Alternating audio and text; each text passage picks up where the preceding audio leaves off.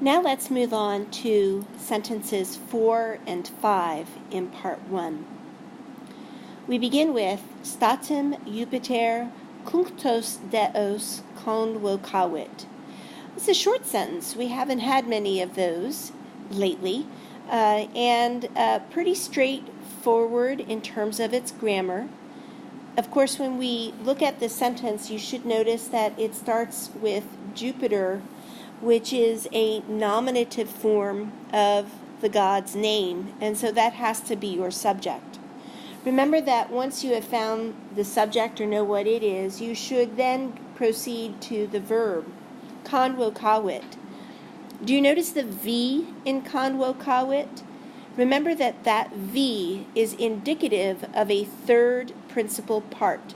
And sure enough, if you look at the entry for the verb convoco, convocara, convocavi, convocatum on the vocabulary list, you will notice that convocavi is the third principal part. With the ending it, this verb is in the perfect tense, which means you're going to translate it as gathered or has gathered together. Cunctos is an adjective that is in the same gender, number, and case as deos. I can tell that because they both have identical endings, and those endings happen to be in the accusative case. So this is your direct object. Remember that you can work in the adverb statum immediately wherever you think it sounds best in the translation. Now let's look at sentence 5. It's a bit longer. Mox dei convenerunt, et his pater deorum neravit, de illis conditionibus, quas in terris videt. Much longer, and I notice that there are a lot of verbs in this sentence. Let's make sure that we can identify them. The first one I notice is convenerunt. Let me make sure that it's just the verb that's underlined. I also notice neravit, and then I saw videt right at the very end of the sentence. So obviously we have a clause that starts at the beginning and a clause that ends the sentence. Where do we make divisions? Did you notice that after convenerunt there is the word et? That's your conjunction. So it indicates that convenerunt is the end of one clause and his is the beginning of another. Did you notice that quas is a relative pronoun? Relative pronouns always begin their own idea. And so I have a clause that starts with quas and ends at videt, which means that the clause that starts with his ends at conditionibus. Now that we know the 3 separate clauses in these sentences, we're ready to look at each one independently. Mox dei convenerunt. Do you notice that the verb ends with the letters nt, which means it has to have a plural subject? When I look at the word dei, which is from the noun deus dei, I realize that this could be the genitive singular form of the noun God, or, because it is from second declension and is masculine, it could be the nominative plural form.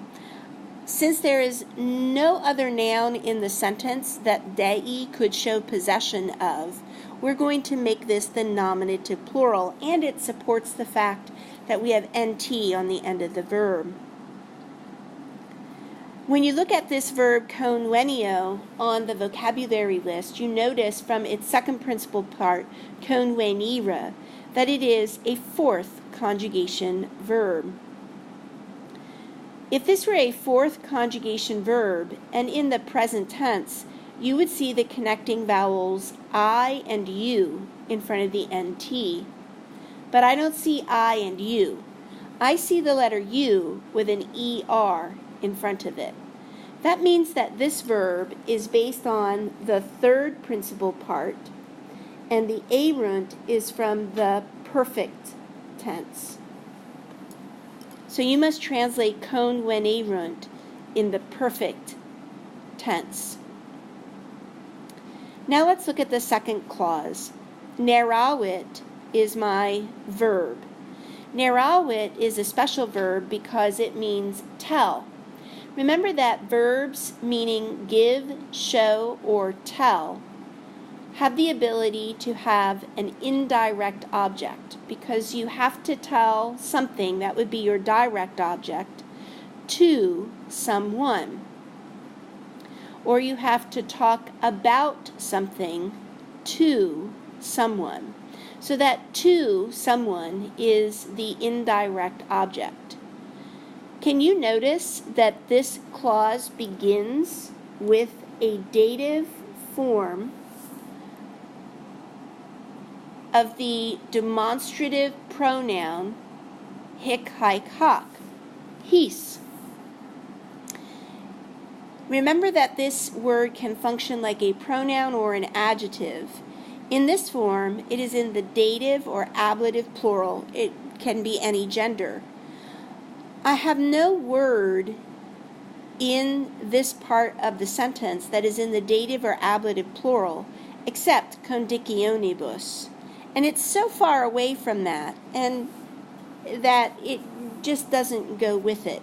So instead, this his is being used like a pronoun to refer to something masculine, feminine, or neuter, and in the plural in the previous sentence.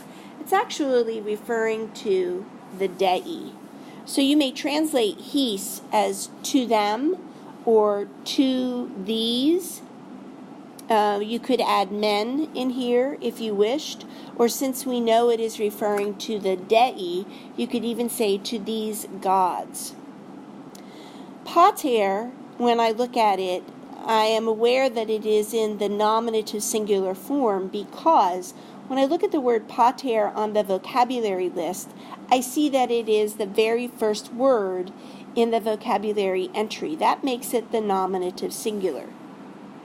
We've already looked at the word deus dei before, but now it ends with the letters O-R-U-M, orum.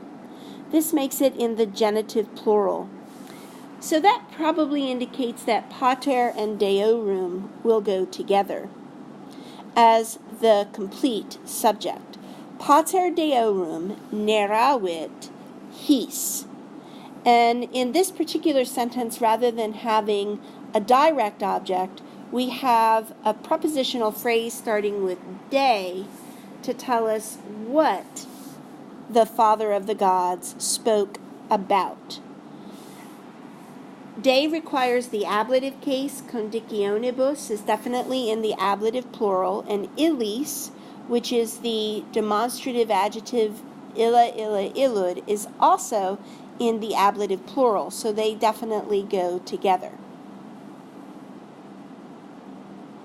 Now I'm looking at the last clause in this sentence, quas in terris vidit.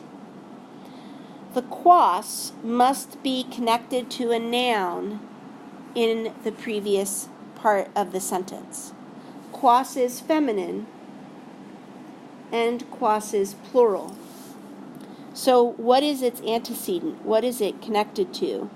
In the entire sentence, the only noun that is feminine is conditions. And it also is plural. So quas is referring to conditionibus, the conditions. For this reason, when I translate quas, I will translate it as which. It is not the subject of vidit, because it's plural, and in case you haven't noticed, the ending on vidit is singular. So he, she, or it is the subject.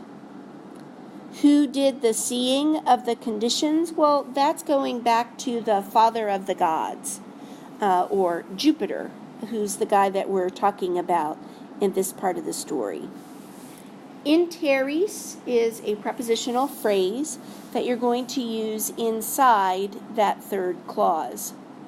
Remember that when you translate this sentence into English, that you have to take the relative clause, which he saw on the lands, and it must be placed immediately after its antecedent, the word conditions.